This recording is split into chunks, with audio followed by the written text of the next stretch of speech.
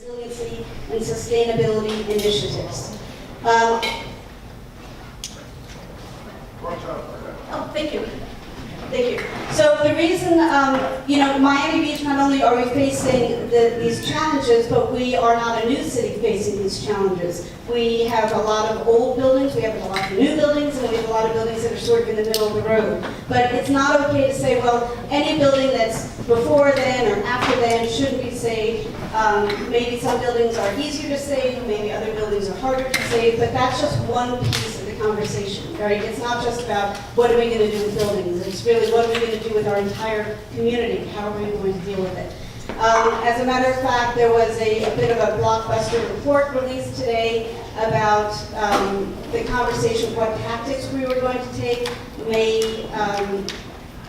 It is sort of, I'm sorry, I normally more time to prepare, but I was sitting in traffic.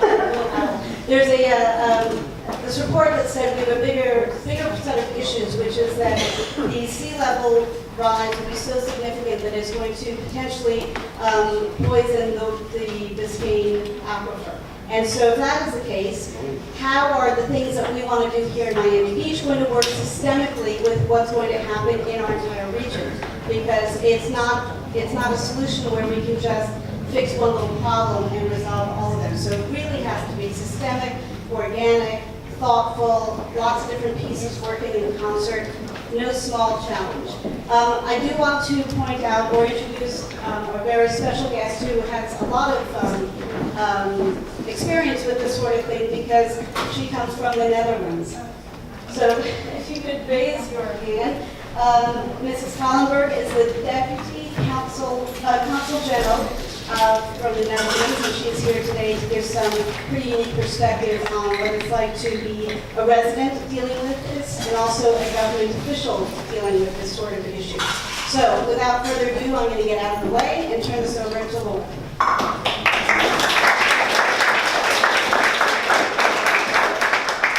Thank you so much, and thank you to everyone for being here. Everyone has busy lives, but this is an extremely important topic. Miami Beach really does have to be a leader in this. You can't really Google or tell someone from Miami Beach without sea level rise coming into conversation. But I really do see every challenge as an opportunity, and we'll hear from experts that will show us a path forward. I was recently in New Orleans, and it was amazing to see how strongly the city has bounced back. Could you speak a little louder, please? Hello? Is this better? Louder. Okay, this is my projection. Sorry, I like books. I'm very quiet. Anyways, I was just in New Orleans, and it was amazing how the city has really bounced back after Hurricane Katrina, and we are dealing with similar circumstances throughout history and time. But it's something that we really must all come together from different sectors. That's why Miami Beach United has assembled a panel of people from very different expertise and backgrounds. So we have an esteemed panel, and I'm going to introduce 3 presenters who will present it first. And then we're going to have a panel discussion. I will ask questions as well as group questions. And then we're going to open it up to audience questions as well. So please save your questions for the end. So our first presenter is Brian McNulty. He is a senior research associate at the University of Miami's Worthington School of Marine and Atmospheric Science. And for the past 2 decades, his work has focused on observation and modeling of hurricanes. So, Brian. Thanks, Laura. Bring up what's there. Start the slide. Okay. So I just wanted to put some things up there because it kind of helps things stick in your memory longer, maybe than just me speaking about them. So just as a broad overview, I'm kind of just going to do a quick rundown of observations that we have locally here. So this isn't like the world scale of sea level rise or anything. Okay, next slide, please. So the big picture, we need to understand the normal changes in sea level first, before you can even think about sea level rise, because sea level changes for a lot of reasons over time scales ranging from days to decades. And if you don't know what those normal things are, you don't know what the abnormal things are. So just the last point on the sea level rise thing, that I would call that the long-term background trend of mean sea level after you account for the known cycles. Okay, next. Then we have the flood, and that takes many forms. We define a flood as either standing or flowing water over land that is normally dry. Pretty simple, but then that encompasses all sorts of flooding. It can last anywhere from minutes to a few days. The impact can range anywhere from a nuisance to a catastrophic impact. But any type of flooding will never be perfectly predictable or preventable. That's just what we have to work with. And as we started out, there is no debate about this. Sea level is rising. You're open to look at this for yourself if you need to prove it to yourself. And so I would say it's not necessarily a flood by itself, but it raises the baseline of flood. It makes flooding more, it makes flooding worse where it used to be, and it makes flooding occur where it might not have occurred before. With either a hurricane or a tropical storm, anything like that that passes nearby. Until recently, where the king tides, we've had 3 especially high king tides in recent years that have been able to compete with a hurricane. Okay, next slide. I'm going to go through these just real quick. Some of the things that influence sea level that we need to be aware of course, is the phase of the moon. Next, how close the moon is to us, how close we are to the sun. Next, I'm going to zip through these real fast. There's an 18.6-year cycle that ends up being fairly important for us. That the rate of that, when it's on its upward phase, almost matches the rate of sea level rise, and then when it's on the downward part of the phase, it kind of works against the rate of sea level rise. So that's kind of an important oscillation, a perfectly natural one to know about, so you can subtract that out. Okay, next.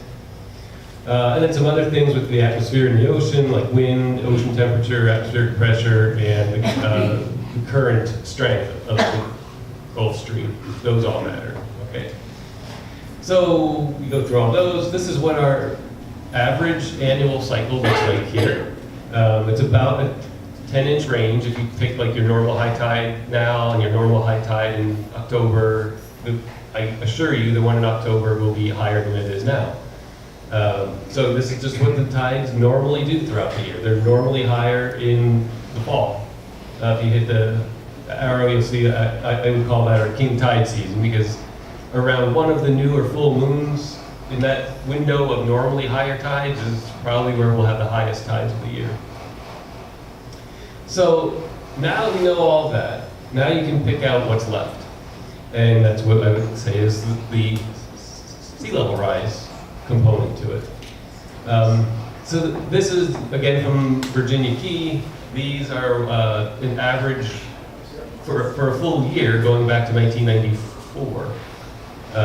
There's the blue line is the average of all the low tides, the green line is the average of all the new sea levels, and the red is all the high tides. So they basically trend the same way, not surprisingly. But what's interesting though is it's not just up, up, up. It's not like sea level rise just doesn't keep making sea levels higher every year. One year might be less than the next year, and then the next year might be less again, or it might be more. But what's important is the long-term trend is up, without a doubt, with a trend of about 0.2 inches per year is what, over those 26 years, or whatever it is, it's up, without a doubt, even though you'll have these ups and downs in it. So that's really important. Okay, next. This is just kind of not my own content, but this is from the 2015 Southeast Florida Regional Climate Compact. And I just kind of, the chart at the top yanks out let's start in 2019 and see how much do these different curves show us by a certain year. So if we just go with the constant 0.2 inches per year, that's the numbers up top. So 2.2 more inches by 2030, and then 16.2 by 2100. So that's just assuming everything goes the way it's been going for the last 25 years. But that doesn't seem to be the case. Things are speeding up, unfortunately. So some of the other curves are from one of the IPCC reports, which is, they're kind of on the low end of things. They generally play it very conservatively, so they're on the low end. There's a U.S. Army Corps of Engineers is the dark blue curve. They seem to be kind of hitting it pretty well so far. So that might be a good number to keep in mind. So, you know, by 2050, maybe another 15 inches higher than now, and 55 inches by 2100. Let's just go with that. And then NOAA also does an estimate. Theirs is higher than all the others, so that doesn't make them wrong. You can see those numbers there. So that's kind of the ranges we're looking at. So, you know, by 2050, the highest estimate is another 20 inches. So kind of give you that. Okay, next slide. So as a threat, the gradual increase of mean sea level in the coming decades and centuries will have a significant impact on coastal areas around the world, of course. We're beginning to see it now, and some places are seeing it worse than we are, and some places haven't seen it yet. I just had this on the last slide, but by 2050, we could be at 5 to 20 inches higher. By 2100, 2 to 6 feet higher. Of course, as time goes out, uncertainty increases. So, sea level rise by itself isn't a flood, but it increases the baseline for a flood. And I would call it a slow motion crisis that will be a completely crippling thing to coastal cities if they ignore it now. And then just a couple more things. So some types of flooding that are important to us. There's more than this, but this is what matters to us here. First is just from rain. We've seen this a few times, of course. If you have a strong storm that just sits in place and dumps 5 inches of rain in a couple hours, you're going to flood the streets. That could be on the time scale of minutes to a few hours. You might be able to see it coming in a matter of minutes to hours in advance. And it can certainly have some pretty large impacts. Okay, next. Another one, which we're all familiar with, is from a high tide. There's certain times of year right now where high tides flood the roads, and more, depending on where you're at. This sort of thing can be known about days to months in advance. You know, you already know what the high tides are going to be like for this king tide season, so it's not a surprise. For now, it's just a nuisance to us, really. You know, it might make you pick a different route to work, but if your house gets flooded by it, or you know your place of work, that certainly is a problem. Okay, next. And the big problem, of course, is from a hurricane. The storm surge is when the hurricane pushes the ocean on shore, basically. There we can be dealing with a foot, 15 feet, 17 feet like we've seen before. That's obviously a significant problem, and there's not a lot you can do about that. That's predictable, you know, maybe in the 1 to 3 days in advance ballpark, which is enough to get people out of the way, but that's about the extent of it. You know, if it's a few inches of storm surge from something way offshore, a nuisance. If it's 15 feet, obviously, that is a major, major problem. Okay, and then next I just have a few examples, all from 2017. There's an August 1st, rainfall flooding, October 5th from 17 of high tide, and then of course an example of storm surge from September 10th, 2017. So that's all I've got. I just wanted to leave some example pictures up there. Where is that? I can't read the bottom. So what area is that? These are all from Miami and Miami Beach. Well, I think want being more specific. Oh, I don't remember exactly, but this is the type of flooding you can see. I just want to jump in for a second. I know there's a lot of information in this presentation in particular. This entire forum is being filmed, and the presentations will be incorporated into the video so that in a week or so when they are uploaded on our website at miamibeachunited.org, you will be able to take a much closer look and really go into the details. So don't stress too much if you don't see it here as clearly as you would like to. Very good, thank you. Okay, please save your questions as well for the end. But thank you, Brian. That was a great benchmark.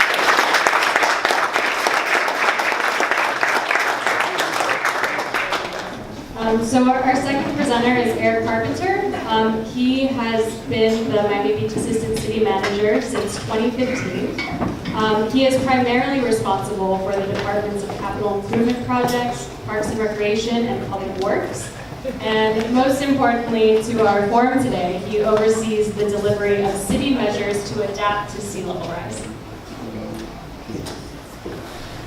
So, I apologize, I'm a little bit less technologically advanced than Brian, but I believe that a picture's worth 1,000 words. So, as they mentioned, I am the Assistant City Manager. I am the less attractive and less fun half of the two ACMs that are mainly dealing with Miami Beach's response to sea level rise. The other half is Susie Torriente. She is more of a planner and a policy-driven ACM. She deals with planning, code enforcement, building department. I'm dealing with the CIP, Public Works and Parks side. I'm an engineer by trade, so that's the less fun part. This picture, and I apologize if you can't see it very well, it's really not that important, the specific details, but I just wanted everyone to kind of visualize that this is Miami Beach, and everywhere that you see here in blue is actually at or below an elevation of 2.2 feet in the North American vertical datum. 2.2 feet, NAVD as we call it, is a very important elevation because we've seen tidal elevations 3 of the last 4 years during king tides at or above this elevation. So the interesting thing from our perspective is that we go out during king tides and we map the flooding that we see. This is actually a printout from a LiDAR data from an airplane that flew over the city and collected, millions of data points across the city as to elevation, and then plotted it on a map. But where we see flooding throughout the city is very consistent with where you see blue on this particular map during the king tide events. Now, as Brian very articulately mentioned, we are not just dealing with a tidal issue in Miami Beach. We're dealing with a tidal issue in conjunction with a rainfall issue in many cases. And so we need to take into consideration tidal events, rainfall events, when we're putting into design our major capital projects. One of the reasons that I like to show this is because we have made significant strides in the last 5 years in keeping some of these areas that were blue dry during the king tides, even if the elevation was higher than the 2.2. But ultimately, we're really not building these capital projects for today. Yes, they bring value, they bring some relief from some of the flooding during king tide events, but we're building many of these things. Our seawalls, for instance, we're building with a 50-year useful lifetime. We're building most of our roads with a 25 or 30-year useful lifetime. So it's extremely important that as we're designing these capital projects, we're looking at, this is the same projection that Brian showed. This is the relatively widely accepted 4-county climate compact projection, but what we've superimposed on here are some of our design elevations. For example, the line here is our crown of road elevation that we're recommending to design to at 3.7 feet NABD. Now, as you can see, this is the 2015 King Tide event. There's a significant difference in elevation between where that point is today and where the road is projected to go. But if you go out to 2050, which is this line, and come up, you're seeing that a mere 30 years from now, we're talking about that road being at the mean tidal elevations. And it's important to differentiate between mean tides and max tides. One of the things that we significantly changed in our design criteria was, rather than designing for a mean tidal elevation, which by definition the mean says that half of the time it's above and half of the time it's below, we're now designing for a max tidal elevation, which ultimately takes into consideration a worst case scenario, and we accept that. But that is the direction of the city, to design some flexibility into the system so that we're not constantly right up against the curve on these things, and we are playing catch up with these substantial investments into our public infrastructure.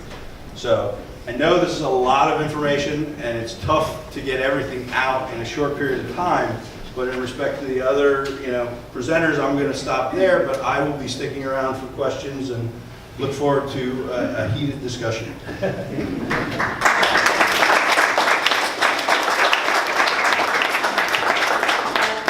Thank you, Eric. I'm sure we'll have many questions coming up. So our last presenter is Willemijn Caliber, and then we'll move into the question and answer session. She is the Deputy Consul General of the Kingdom of the Netherlands in Miami, a position she has held since 2015. She began her career with the Dutch Ministry of Foreign Affairs in 1997. She studied international law at Leiden University in the Netherlands and has held a number of posts in the Ministry of Foreign Affairs in The Hague and has served at the Dutch Embassy. Thank you.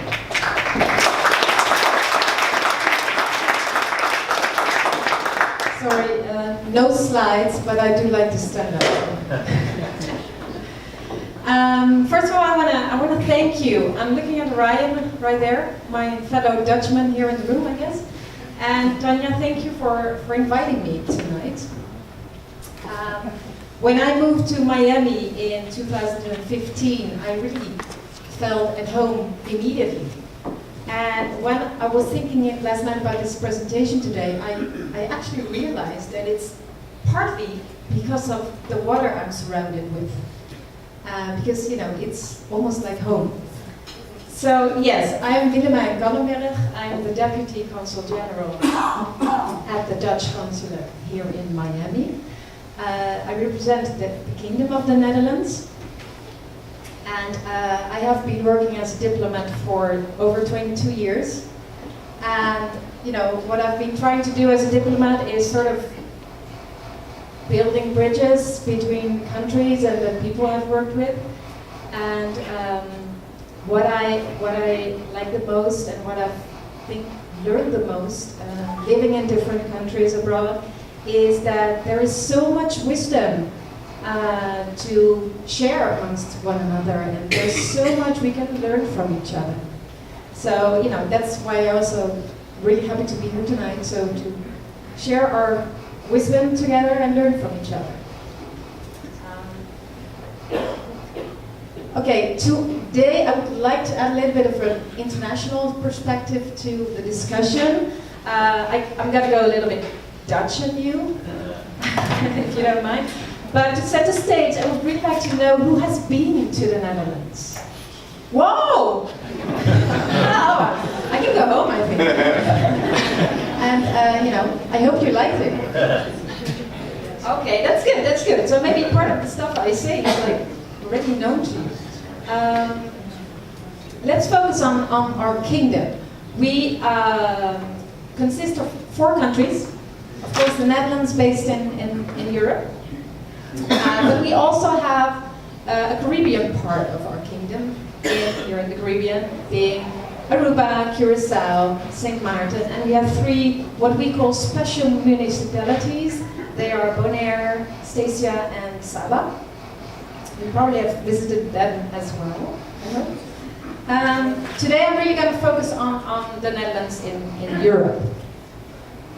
So water is like a huge challenge to the Netherlands. Has always been and will always be. As you may know, 26% of our country is below sea level. I was really born and raised on that part, below sea level, so this is what a person looks like who is born and raised below sea level. But if you add the rivers, actually our country is 60% prone for flooding. While 70% of our gross national product is being earned below sea level.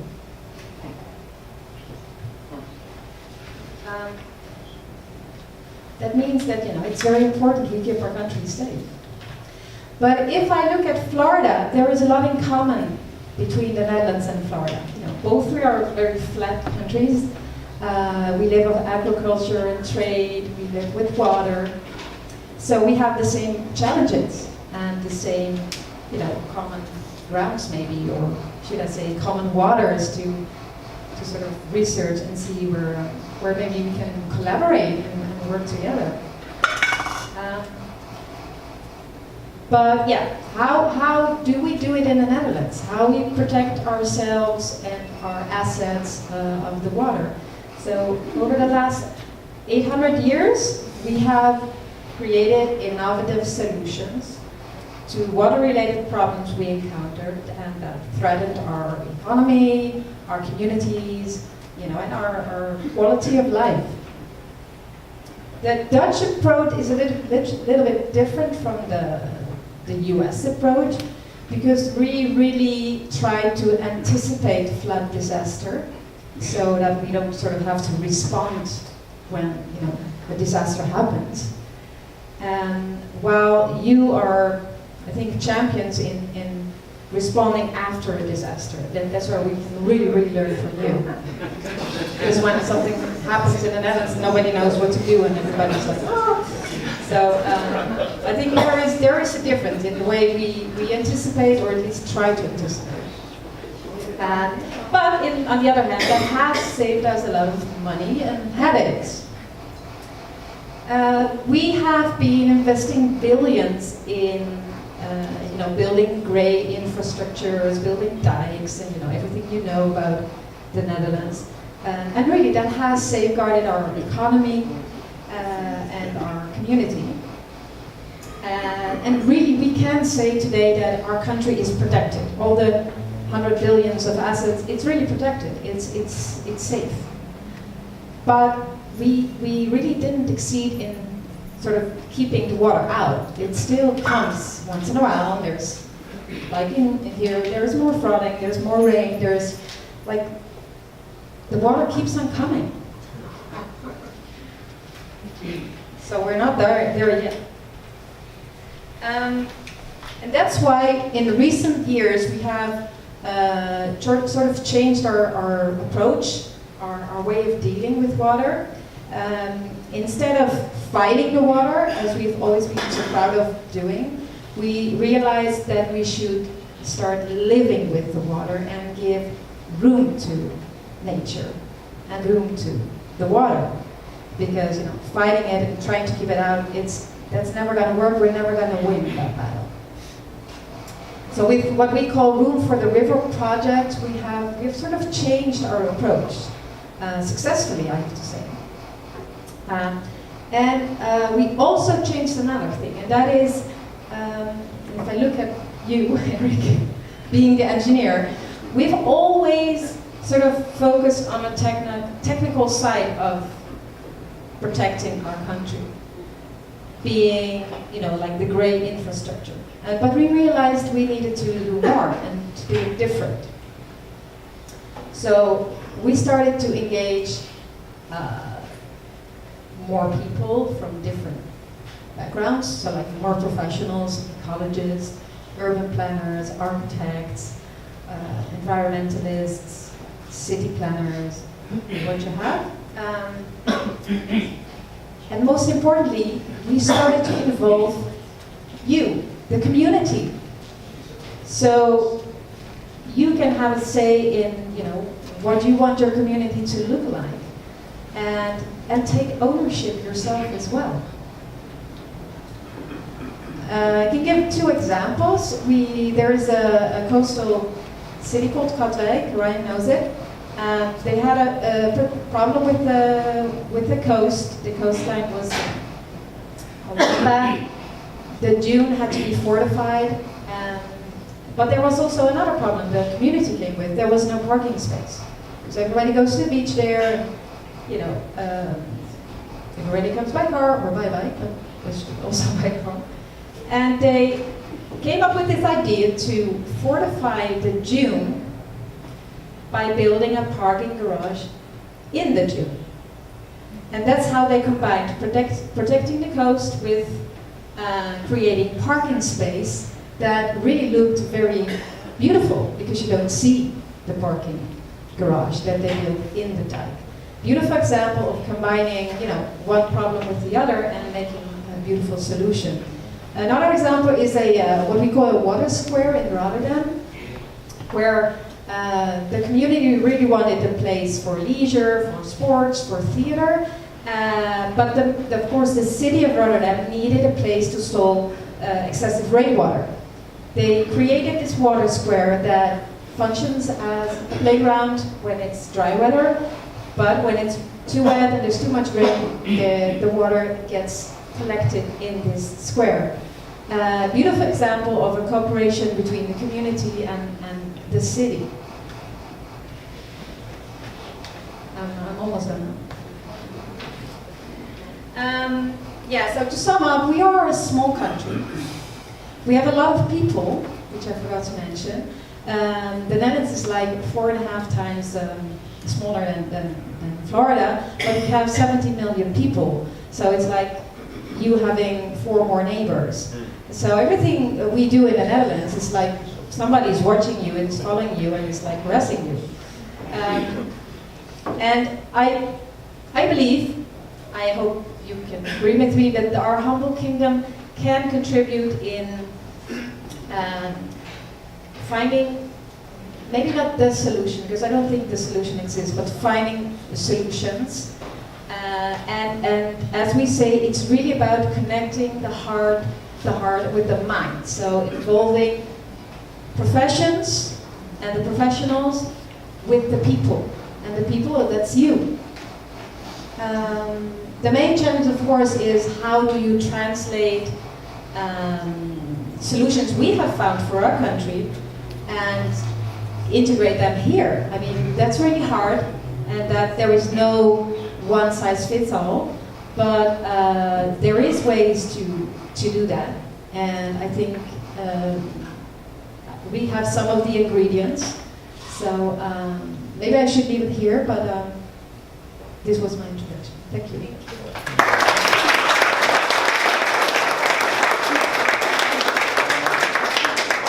Thank you so much. A lot of hope and inspiration, I think, for us in Miami Beach.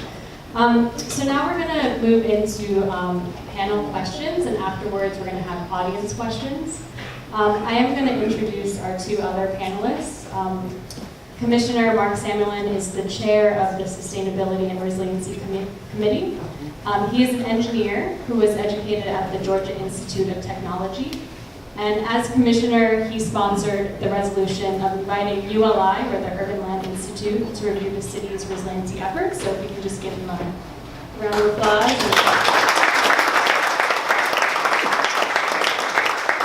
And our other panelist is Glenna Norton. She's a realtor, developer, activist, and lifelong resident of Miami Beach.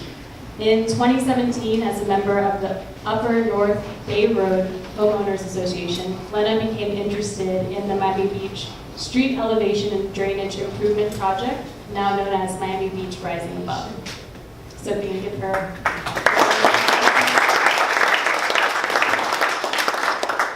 So my first question is for the commissioner. You have been critical of raising roads, What does the physical future of Miami Beach look like to you? Will buildings be elevated with roads? Will we live on floating homes or amphibious structures? How will we live with water? Thank you, Laura. Thank you, Laura. And I first want to thank MBU and thank all of you for coming out today. I am very optimistic that we can indeed, as a community, deal with those challenges. And it's partly because we've got such engaged residents. So I'm glad you're here. I hope you'll stay engaged.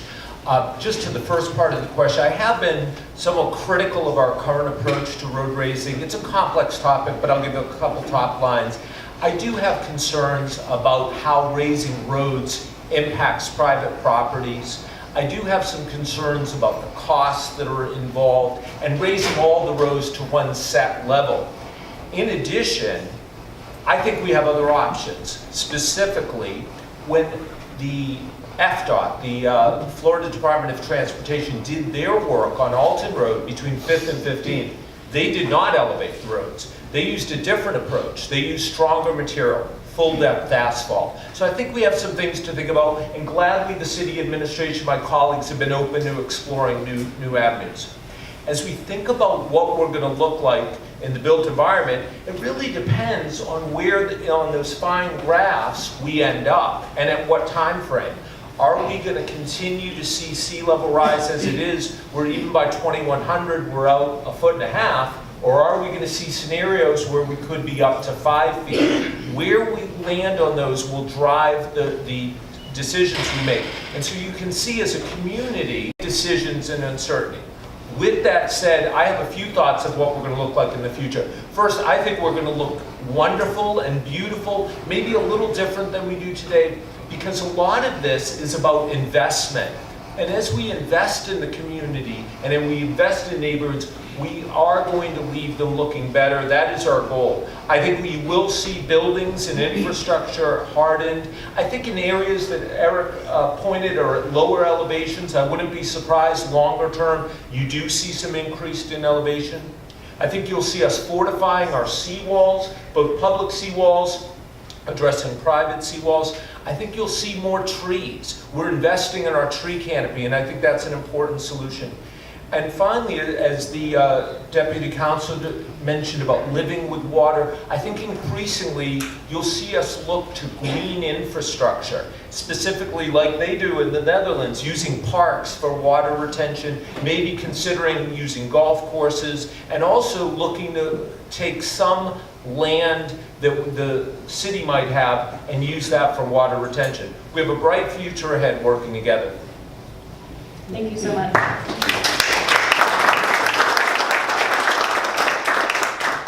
Ryan, so scientists predict that sea level will rise as much as 2 feet by 2100, affecting at least a quarter of Miami Beach. As a porous limestone barrier island, besides elevation of infrastructure, how can Miami Beach adapt? Can restoring mangroves, reusing existing buildings to reduce carbon emissions, or other green infrastructure improvements make a difference? Yeah, that's certainly, there's a lot of routes to take, and I don't think any one of them is the magic one.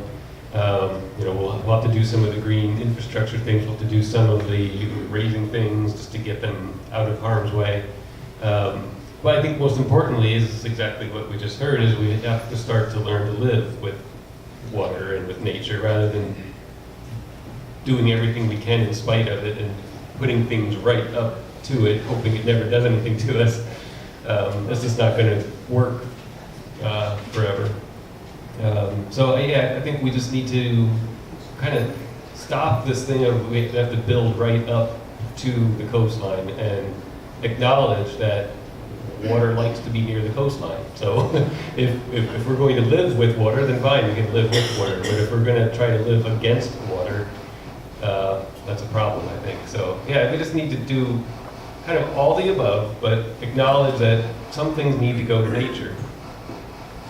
Thank you. Williman, the Netherlands is really a famous example of inspiration to cities such as Miami Beach of living with water successfully, really throughout history. In addition to protecting communities, I have read case studies that infrastructure projects contribute positively to the economic well-being and your GDP, which you mentioned in your introduction. Understanding our geographical constraints, what successes do you believe can be applied here in Miami Beach? Yes, I just mentioned it's really hard to copy our successes, take them and put them here, and that's not, my goal working here. What I really want to stress is that you get inspired by what we've done and try and come up with your own ideas, maybe not even solutions, but your own projects. Make coalitions of various people with various backgrounds, and just start think out of the box with ideas, with little and bigger projects. Get inspired, for instance, by the fact that you are part of the 100 Resilient Cities initiative of the Rockefeller Foundation, where you have 99 cities to talk to and to get mutual ideas from.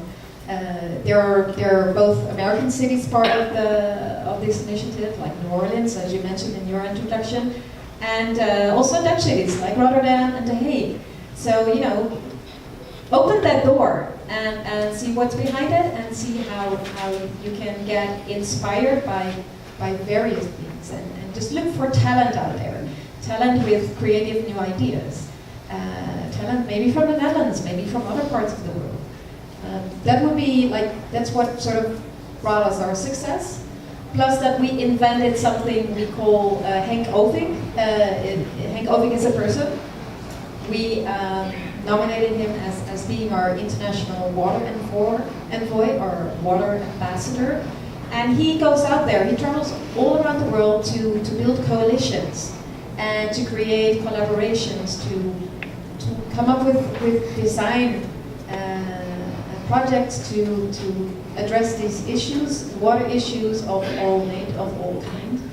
And he has been here on Miami Beach.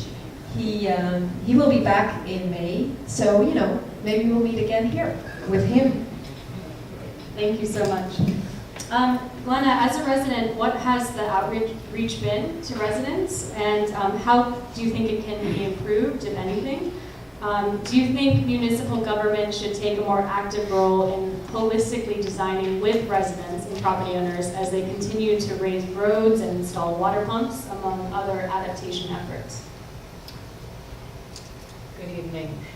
Can you hear me? Okay.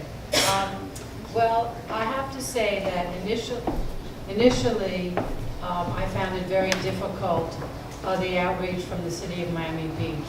I found all the outreach to be super glossy and a bit of a PR campaign. But in the new administration, that's all changed. There's going to be many engagement tools available for the residents. If you check the website, there's a toolbox. You can engage in real time with commissioners. You can attend meetings through the magazine that are directed from the content of the magazine.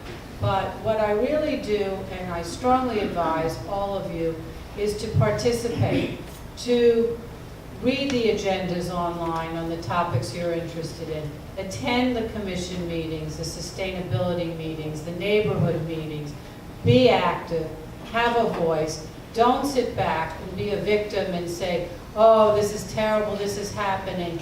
You have a voice. There is currently the comprehensive master plan that's being developed for 2019 to 2040, and the city wants the residents to be engaged. They want to hear what you want to see your city like. And it's very important for you to become part of that process. And it's not just what the city can do for you, but you have to be active. You have to stand up and you have to be heard. So as far as outreach goes, I don't look really for the city to reach out to me. I'm always reaching out to them, and they've been extremely responsive. We happen to have a great administration. and I'm very proud to be part of it as a resident. Second part of the question about municipal government taking a more active, holistic role. Well, that's absolutely necessary, and it is happening. The new administration is really looking to avoid unintended consequences, whereas I would say in the past it was not something that was avoided. As you've said, we're not a one-size-fits-all community. Every street has different circumstances. Every neighborhood has different circumstances and needs. I advise everyone out here to form HOAs in your community so that you can come together and support one another and go to City Hall and express your concerns for what you need, and the city will be very receptive. The city will come out, they will see what you need, you can talk about it, and develop something that will work for you. I know that in our street, there's a lot of moving elements, and you know, besides the roadways and the drainage, the infrastructure, and the lighting, and the resilient landscaping, and so forth, the city's aware of that, and the city's developing a design that will not take the character away from our street, but will enhance it, and for many years to come will make it resilient. So please reach out. Thank you so much. If I could just pick up on Glenna's comments, were very, very positive. Nice to hear that. One specific opportunity, I think, for residents is right around the corner. We have elections coming up. November of this year, we'll have 3 commissioners being elected. I know for me, my views on sea level rise and flooding were largely informed by the communication I had with residents, whether it was in forums and door to door. So you can come to us anytime, but you'll also have the opportunity to meet potential candidates that want to be commissioners and engage with them. And I will tell you, what you share with them and your input to them will absolutely make a difference. Thank you so much. Get on and vote. So Eric, the city is making great strides to continually iterate and improve resiliency planning. In terms of long-term capital improvement projects, what can residents expect, especially in the next 25 to 50 years? Are you guys thinking that long-term? Well, I definitely can tell you that we are thinking that long-term. As you saw from the boards that I brought, you know, we are looking at each asset and looking at it from a useful life perspective and trying to see how we can incorporate best practices. And we have engaged some of the most world-renowned engineering firms to assist us in this program. We're currently working with Jacobs Engineering, who is actually the result of the ULI coming in and kind of kicking the tires on our program. Jacobs is being brought to the table as a fresh set of eyes to say, what's going well, what can we improve upon. One of the big things that we're looking to accomplish is co-benefits, similar to what was mentioned by the Council General. We are definitely looking to maximize the use of the city space that we have, because we have very little of it here on Miami Beach. I mean, we are a built-out community, and as a result, we definitely need to be protecting our boundaries and giving ourselves, hopefully, a wonderful next 100 years to match the amazing last 100 years that we've had. Thank you. So I'm just going to ask one last group question for everyone to answer, and then we're going to open it up to the audience. From your perspective, what is the top solution we can focus on to adapt to sea level rise in the next 5 years? The next 5 years, I think, is a tough limit to work with. I would say just keep, I think building on what I said before is we need to just stop putting things right in harm's way and we can start doing that at any point. So I guess that would be my short-term fix. I think part of the solution is the cultural change. Start looking at it as a process that you're going through, something that needs also a change of culture, a change of thinking. I think the good news is that really Miami Beach has done a lot. So you have come a long way already. Maybe the bad news is that you're never done, and it's not a quick fix. So really that cultural change will provide you with solutions, I'm sure. And I'll be happy to come back in 5 years and see where you are, as I will be leaving this summer. Thank you. I would agree with my fellow panel's comments. And for me, the punchline would be fiscal responsibility. If we have the funds, we can make it happen together. What do I mean by that? One, we need to have the resources to do all those good solutions we've talked about. And two, we need to do it in the most efficient way. In terms of having those resources, one is we need to keep our economy growing here in Miami Beach. We need to have people want to live here. We need to make sure that we have trust and commitment, the culture, as the Deputy Consul General mentioned, so that people support the programs that we have. A very good example of that was the recent GEO bond. The voters of Miami Beach, approximately 70% voted for the program for the GEO bond, which includes $100 million plus more for resiliency. But it can't just all come from Miami Beach. Our new governor in Tallahassee has said he's committed to resiliency and helping coastal communities, and we will make the case up there in Tallahassee. And there are programs at the federal government where they're talking about assisting coastal communities. We need to get on board with them. One specifics, the Army Corps of Engineers are in here working in the county, and our city administration is engaged with them. And we have to use these funds in a very responsible manner and be as efficient as possible. We can't just have an open checkbook. You could see we could be spending for a long, long time here. We need to make sure that we're as efficient as possible and that we manage the public money in the most responsible way. Thank you. Well, for me as a resident, there are some basic things I think that the city could start doing. And one of them is to set resiliency design code guidelines that would include property tax incentives for all property owners who want to adapt their existing properties to those guidelines. I think that would be a big incentive for property owners. I think that the infrastructure and drainage and maintenance of the infrastructure is very important. I think that we should ban leaf blowers because they do clog up our drains. Restoring the shorelines. I know that a lot of private property owners have seawalls that they can't really afford to maintain or repair, and that impacts water coming on shore.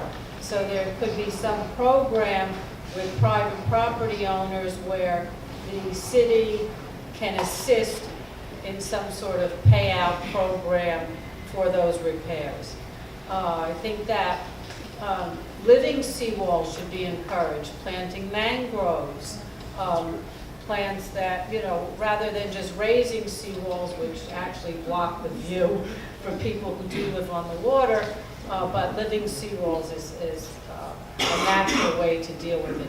Cisterns to collect rainwater is another option that you could put cisterns in parks, and I don't know if it's practical for private property, but planting rain gardens on swales in the city where you're redoing the roads on the swales between the sidewalk and the curb, you could plant rain gardens. And also making parking lots, plazas, different areas, roads pervious to water so that it just doesn't collect and have to go down the drain. Those are just some of my practical, non-expert solutions.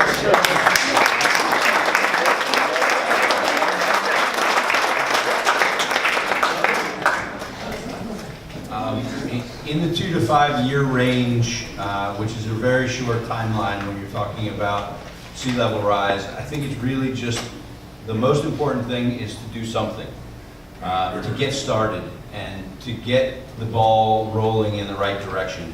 Ultimately, no entity, either government or private, can do it on their own. It's got to be a collaboration.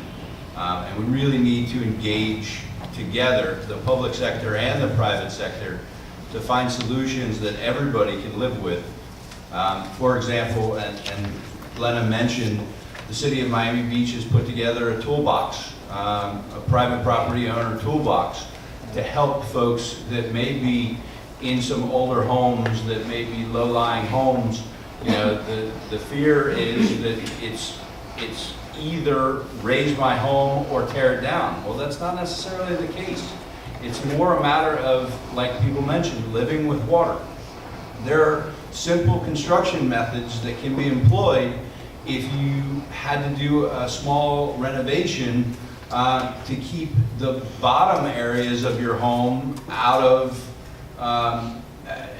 more floodproof and more protected against rising waters that could buy you 50, 60 more years depending on how fast the seas rise. So it's not an all or nothing situation. It's about incremental adaptation and continuing to move the ball in the right direction.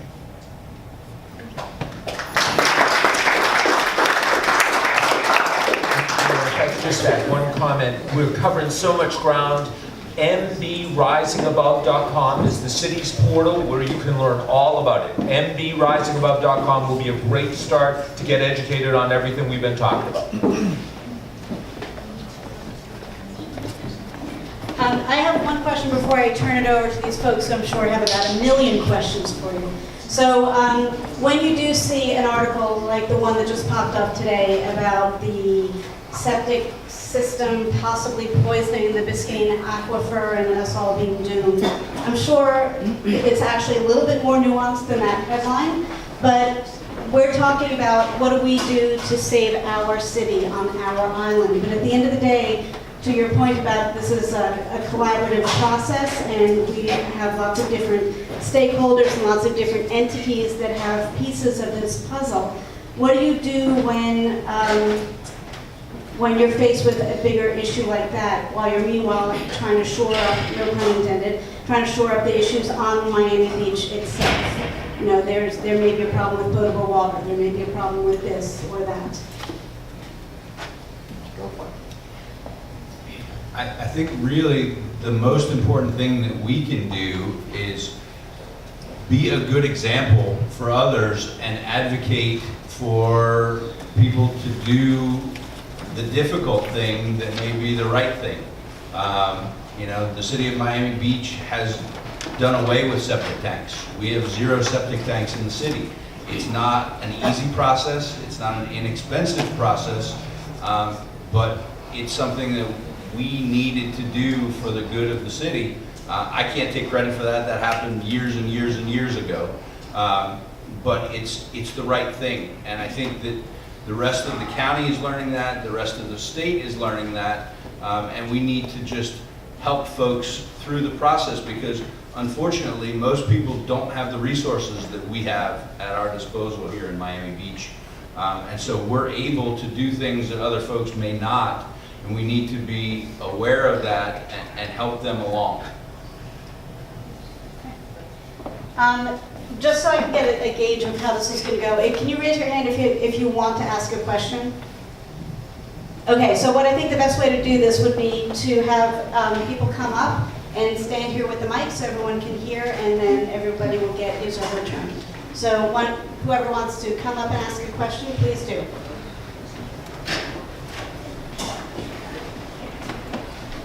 First come, first served. I'm curious about the Army Corps of Engineers philosophy and attitude, because I have known projects that don't work with water and that are redone and redone and redone, and that isn't what we want. So has there been a discussion of philosophy and strategies that are more hopeful than I feel right now about it? Well, what I can tell you is that most of our engagement to date with the Army Corps of Engineers has been using them as a reference point for data, and also working with them to bolster our natural barriers, particularly on the east side of the island. I didn't mention that, the east side of the island, because of the dune system, is actually our highest point on the island. And that helps protect us from things like storm surge. The more vulnerable areas on the west side of the island, where unfortunately we don't have as much land and ability to build up a dune like we do on the east side. But thankfully, the Army Corps has committed $3 million to what they're calling the Miami-Dade County Back Bay study over the next 3 to 5 years to look at larger engineering solutions similar to what some of the things have been implemented in the Netherlands. But ultimately, I don't think we can wait on someone else to come in and solve all of our problems. I think we need to engage with them, but we also need to be at the table making our own improvements.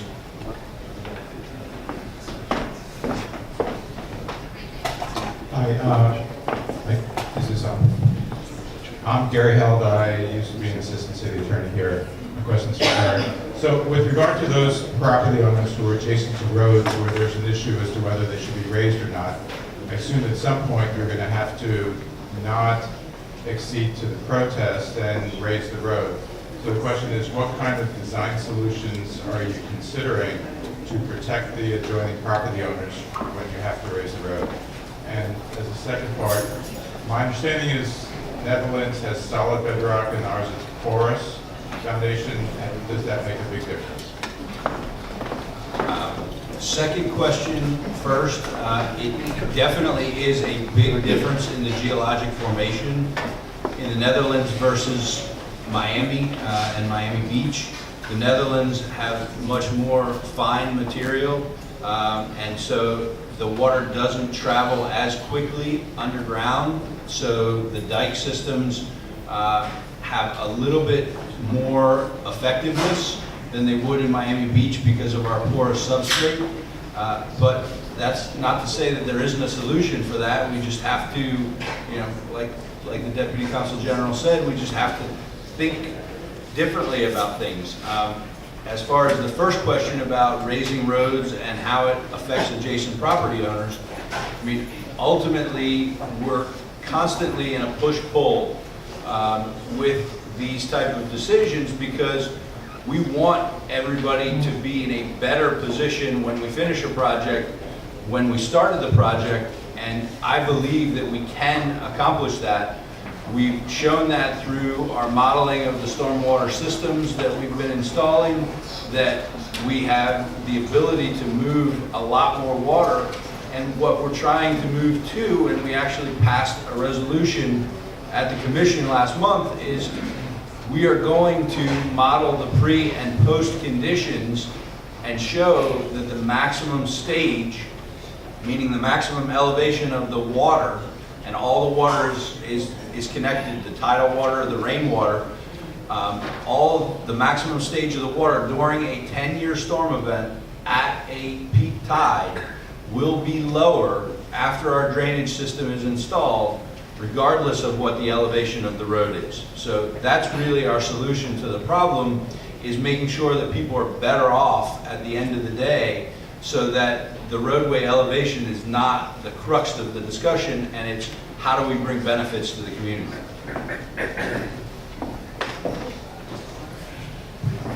Good evening, Jerry Goldstein. I was going to ask about what the Netherlands was built on as opposed to Miami Beach sand, New York, Boston, and granite. That was taken care of. Another question. Mr. Salmon, you mentioned retention ponds. Sea rise comes up. Retention ponds then begin to fill, just without the natural course of rain and stuff like that. Are they going to be lined, unlined? What type of retention ponds are you talking about? Let me give a top line response, and then Eric may want to weigh in. when we're dealing with water, you know, at some point we're trying to move it out, and we've used infrastructure and our pumps, but we're also, to the concept the Deputy General mentioned, trying to think about how we live with water. And so what we've seen, in fact, in good examples in the Netherlands and in Europe, is they have parks which are specifically designed to retain water. So this is a concept that the Urban Land Institute strongly advocated, and they specifically talked about blue and green infrastructure, and I think we have a strong consensus within the administration and the commission to proceed. A very specific example, and then I'll turn it to Eric on the details around it. We are looking to improve the Bayshore Park, known as the Par 3, and we're talking about water retention there. And almost every time now we talk about new park development, we're talking about water retention.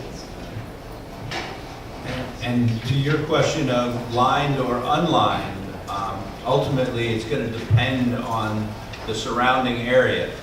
If we need to store water above an elevation that would potentially have negative impacts on the community, then we would certainly want to line that retention area. But I think that we've got the ability to use other methods to be able to spread the water out and not concentrate it in the low-lying areas where it has the most impact. And ultimately, through pump systems, we're able to move water to those areas of lower impact and ultimately save people's homes without having to, you know, do a whole lot of rebuilding people's houses. Hi, good evening. I have two questions to ask. And I just want to say that friends of mine, his son was at a recent convention, and it was all about the water in Miami Beach, and the coastline. And he told his mother, I think you better move, because everything underwater is being corroded, and that in the next few years, our whole water system will not be usable for drinking or cooking or bathing. And I wonder if how you are looking at it now to prevent that from happening, because it is salt water, it's the ocean. And the second question I have is, we have Surfside, I guess, to the north. We have Key Biscayne southeast.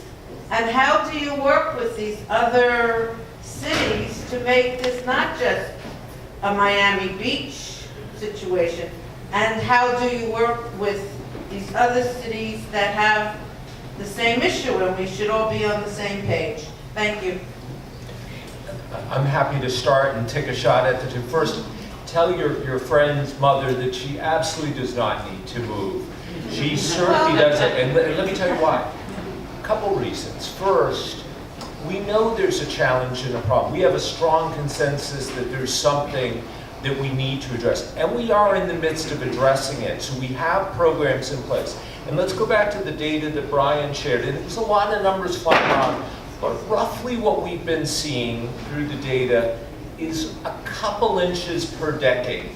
One thing I think is important, I think the Deputy Consul General mentioned as well, this is a longer term issue. We're in a marathon, not a sprint, and your city is working hard. Obviously she'll make the decision that's best for her, but I would just tell you— It wasn't about her, it was about I the understand. corrosion of tanks to give us viable drinking water and cooking water, and not about her.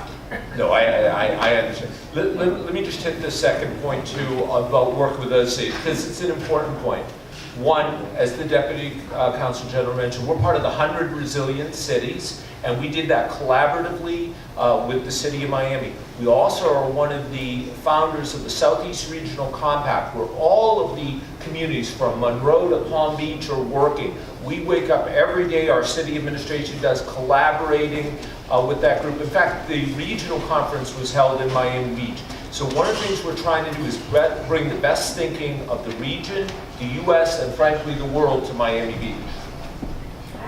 I just have to. And to speak to the specific pipe issue, Yeah. just keep in mind that Miami Beach has been a barrier island since we were initially settled and built out back in the early 1900s. A lot of pipes have been in the ground for 80 years. I can point to pipes that have been underwater in Miami Beach for 80 years. We're going through and replacing those pipes that are at the end of their useful lifetime now.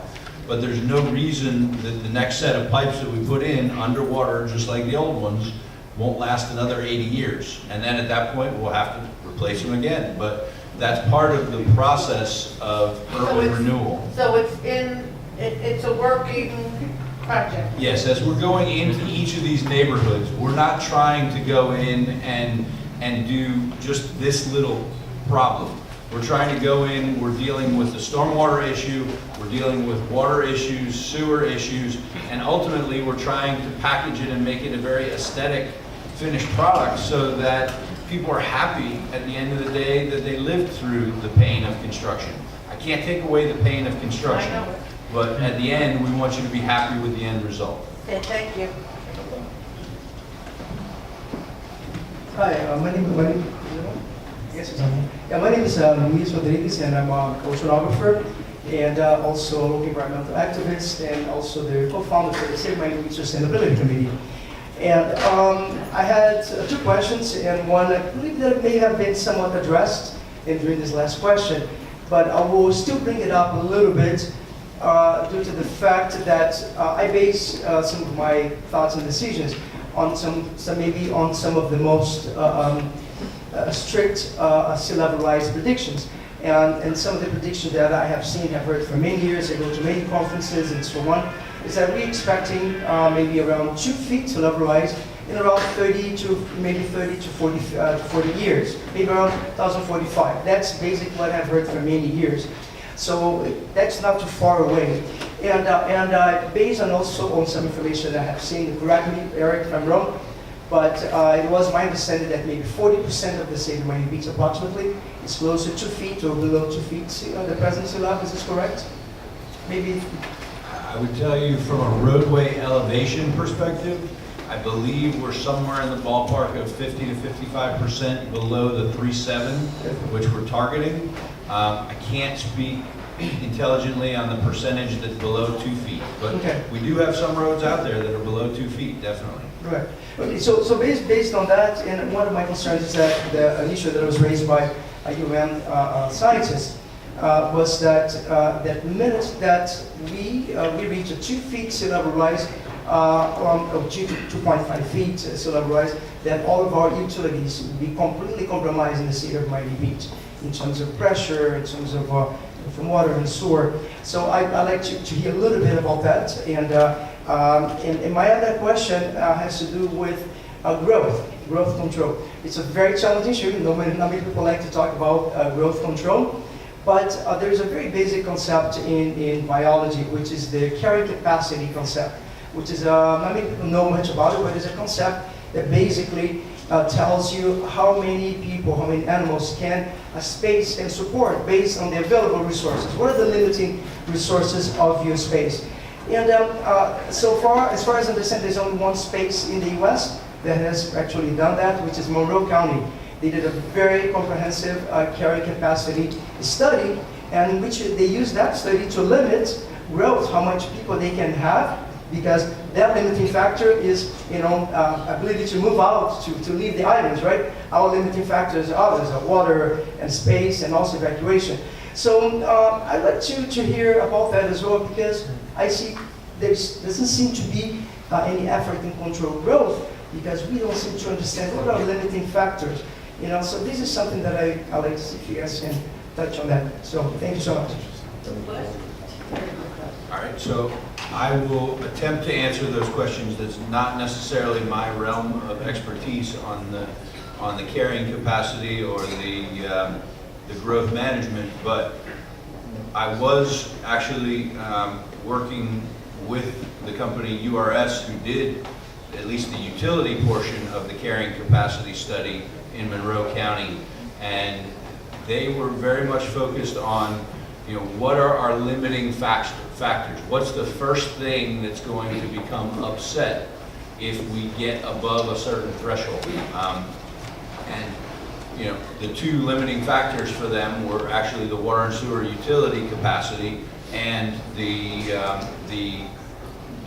roadway capacity. We're lucky that we have multiple means of ingress and egress out of the city, and we're relatively lucky in the fact that we're not nearly as far away as Monroe County is from a point source of water and a treatment plant for sewer. So, it's not necessarily a function of how much biologically we can stand on the island, but it's really more a function of how much utility can we provide on the island until it becomes prohibitively expensive to do the next set of upgrades. I'm pleased to say that we have a group looking at our water and sewer utilities in Miami Beach, doing a citywide assessment and creating a water model so that as new development comes to us with applications, we can run the water and sewer models and see whether or not these are going to have a significant impact on our infrastructure. And if they are, they may need to pay the proportionate fair share of what it would take to keep providing the same level of service to everyone else. And your first question?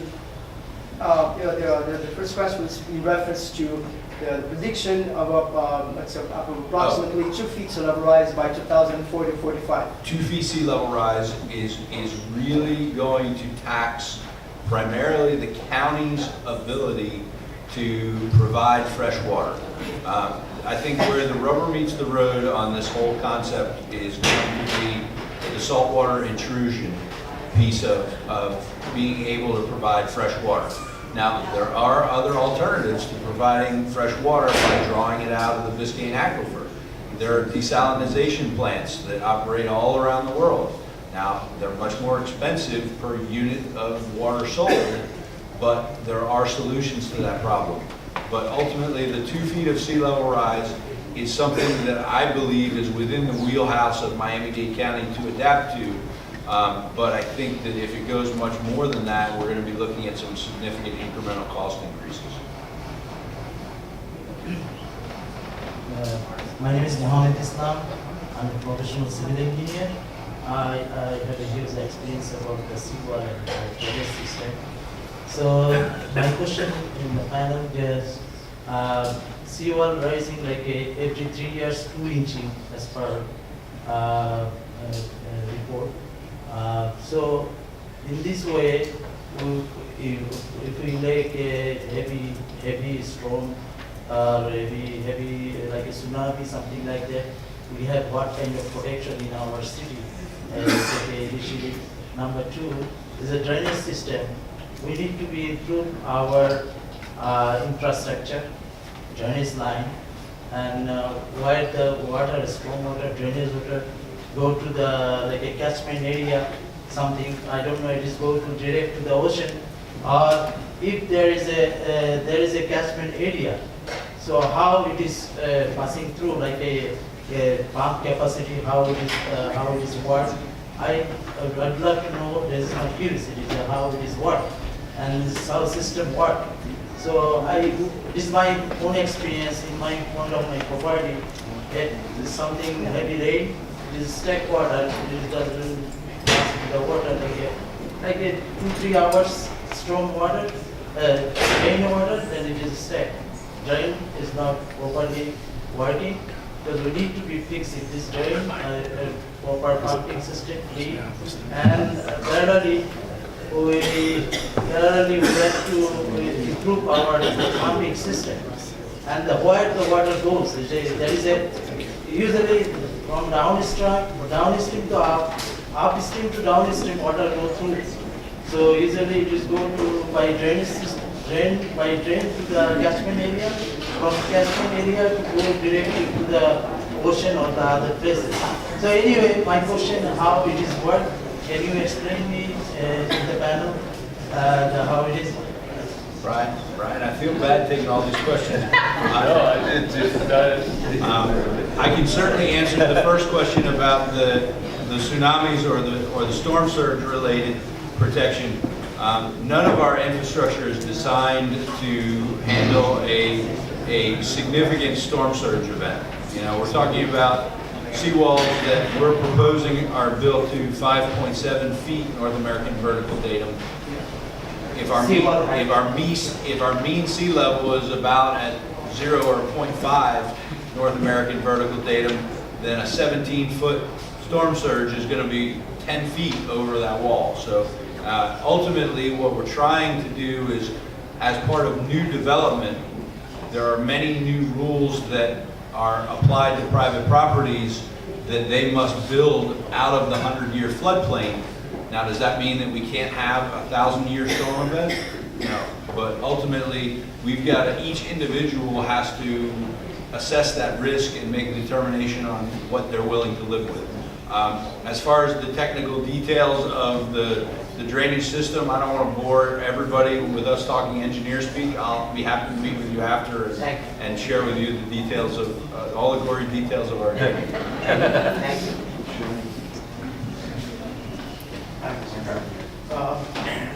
A couple of things. One, I support and would like to comment to the Commissioner. I would support if people proactively, if the city proactively comes to those that will be impacted by the construction that will take place. I've not had anybody reject. I know Mr. Carpenter. He's come several times, and so we interact. But there's changes that are being made today that impact our particular community, which is on Lincoln Road, and that's a big change because there'll be a park there.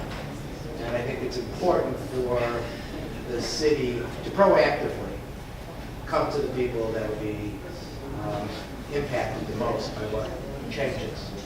And as a result of that, it dawned on me, something I was supportive of may not be appropriate based on your presentation, and that is building more on the edges of the water. And I've been supportive of a baywalk. It would come right up Lincoln Road.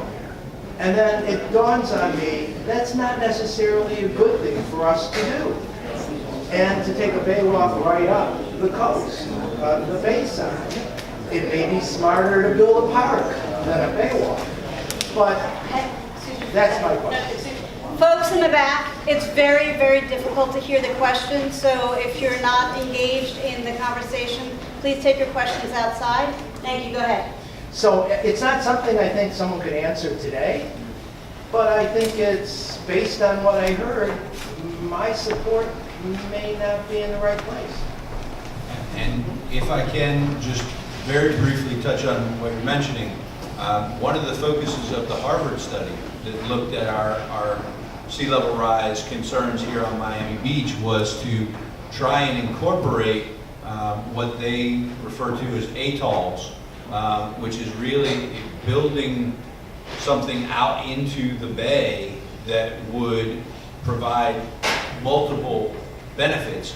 Water quality treatment, it would provide additional buffer from storm surge to try and slow it down before it would get to land. These are all things that, although we would be very open and receptive to, there are a lot of environmental regulations that would have to be overcome to be able to accomplish that.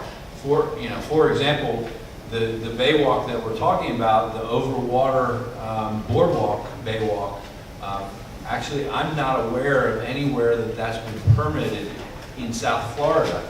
And so we're already reaching, we've seen some resistance from the regulatory agencies on even building an overwater boardwalk. I shudder to think what they would think about putting 50 or 100 feet of atoll into the bay along the entire coastline to help protect it. Although these are some of the discussions that the Netherlands has had for hundreds of years and made the determination that one thing was more important than the other, because you can't always have everything. And I think just getting money from the federal government may not be the only value we could get. We could get some ATOLs that would help protect that may be some way to think. So thank you for your presentations and your thoughts. Thank you. My name is Steve Jacobson. In fact, I have done atmospheric modeling, hydrology modeling, and you may be using some of my old tools at the Rosenstiel School, which I developed. I have a couple comments and a question. One of the comments that I've not heard addressed is that most of the state of Florida, probably up through Gainesville and out in the Caribbean, is built basically on a sponge. That is coral rock, which is highly porous, and the only thing that's keeping the sea from the fresh water is osmotic pressure. I've not heard this addressed at all. It could completely change the resiliency discussions I've heard so far. And number two, the resiliency discussions I have heard involve pumping and raising elevation and so forth. You got to pump somewhere, and the drainage systems I've seen in Miami Beach involve dry wells and not retention ponds, but French drains and so forth, which involve draining into the ground. But if the ground is saturated, you really can't do that. But my real question is in all the modeling I've seen of sea level rise and global warming, one thing I've not seen is any kind of energy modeling where you read articles, oh my goodness, all this heat is now being absorbed into the ocean. That's part of energy modeling. Energy modeling involves anomalous events. That is, the ocean gets saturated. A Greenland ice sheet breaks apart. Okay, so the nice curves that we're seeing aren't necessarily accurate. I don't know if this has ever been done. I'd like to hear that it has been done, but I have not seen it yet. So to your first point about the osmotic pressure thing, that's basically the saltwater intrusion thing, where you picture us living on top of a sponge, and there's a line that runs underneath us that on the land side is fresh water, and on the ocean side is salt water, and they kind of mix where they meet, and that line kind of ebbs and flows with wet season and dry season. It does that routinely. So during wet season, the fresh water puts a little more pressure on the salt water and it wedges out. And during winter, the dry season, the salt water nudges its way in a little bit. But as sea level rises, the salt water gains a little bit more of an edge in that fight over time. So yeah, that's certainly, that's what we were talking about before. That's the saltwater intrusion. And regarding the forecast of sea level rise and the curves and the significant unknowns in the future, those curves are extremely crude. They're not, I wouldn't read off a date on those and pick what the sea level is going to be. I was going to say maybe we've been to Alaska and I've seen the permafrost melting. And perhaps the Florida Department of Transportation ought to talk to those people to see what to do when your underlying infrastructure, your underlying beds go away. That's a great example of how we can learn from other people in other places. Good evening. My name is Jerry Rosen. I'm a 25-year resident of Miami Beach. And I've been involved with a company out in California that makes water purification systems that filters out 99.9% of all the impurities. It brings up your pH index and many other qualities. Plus, you can use it 650 times. A little water bottle like this. You can fill it up from any water source that's fresh, and it'll come out pure. There's different grades filters for Miami Beach. This filter works for all the impurities. I'm sorry, you have a question? Yeah, the question is, what are they doing about the quality? I didn't hear anything about the quality of the water. I only hear about the climate control and the water and the sea rising. Nothing about how people are going to be drinking fresh water. Where's that going to be coming from?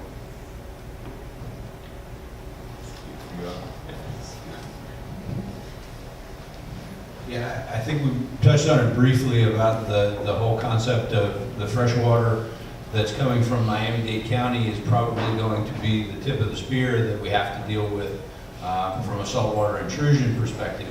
As far as today, the water quality is still in good shape. We're not concerned about that today, but ultimately it's something that we're keeping a very close eye on.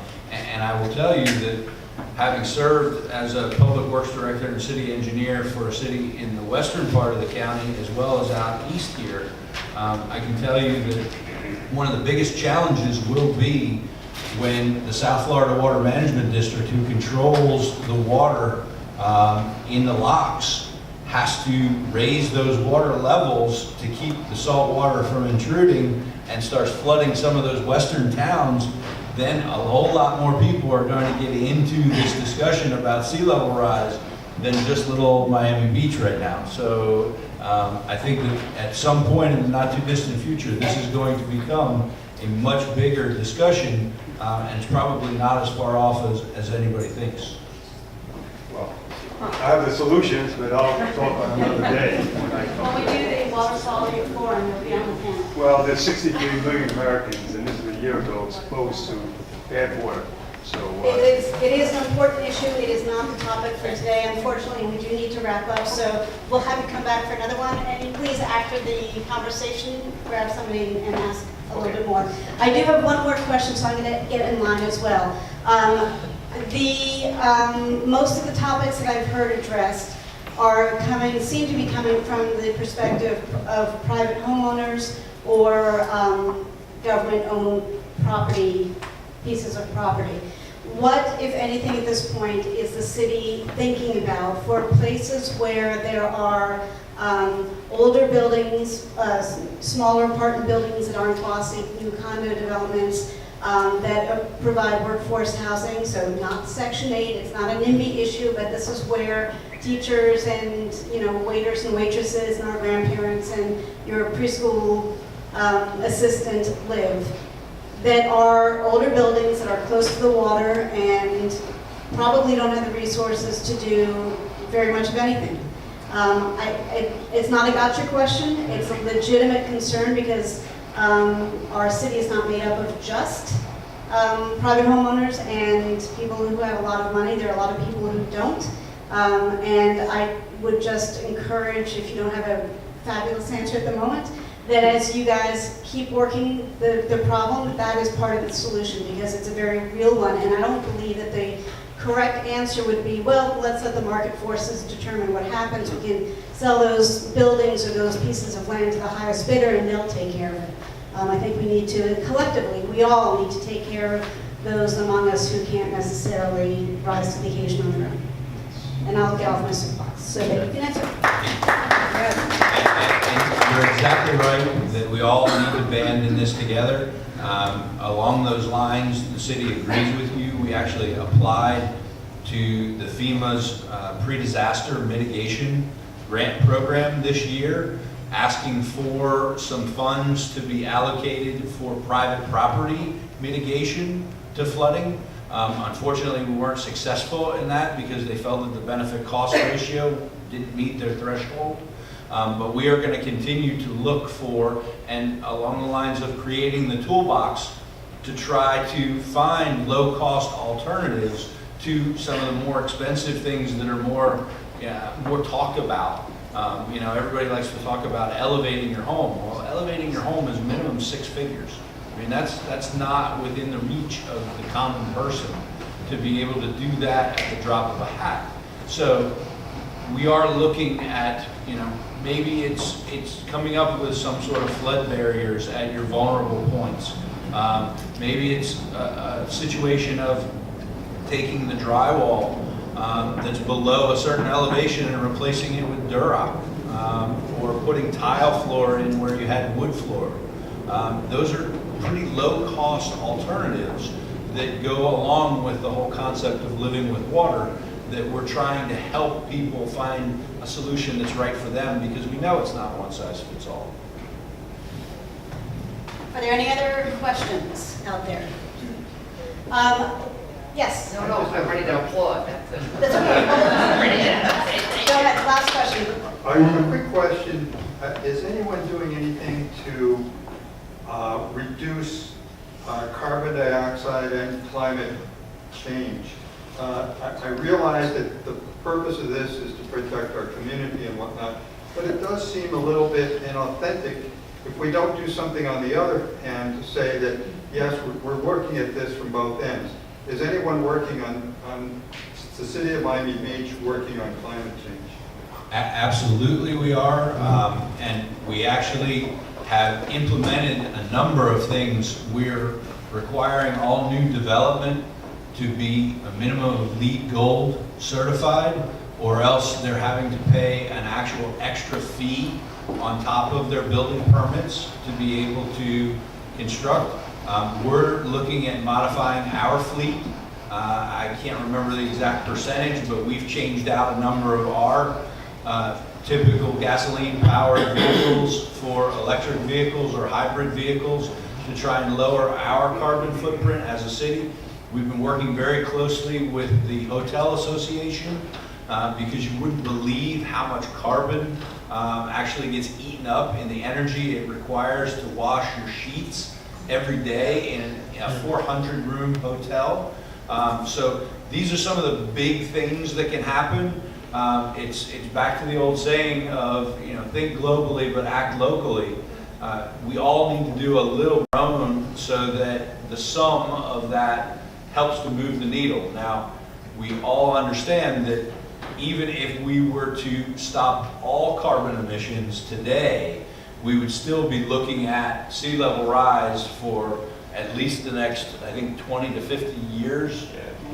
Keep going. And so ultimately, we're hoping that somebody's going to come up with a technological advance to help remove some of the carbon from the atmosphere and slow down this process. But until we do, we're trying to limit our output. Reduce our fuel consumption. Reduce our fuel consumption. It is reduce the carbon dioxide. It is a very important part because we mentioned that we are converted to the electrical vehicle, which will be more savings to don't create more carbon dioxide. Absolutely. I want to thank our incredible panel who all had amazing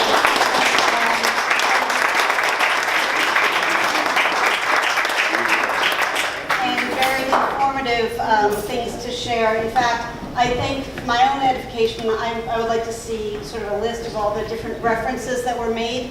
I'm not sure everybody caught what ULI is or which article was here or what article was there. So if it's okay with you, we'll send out an email within the next week or so that not only has a link to the video, but also has a link to the various different documents that were referenced, the toolbox that you referenced, the sustainability website that I can't even remember the name of, but we'll write it. What was it?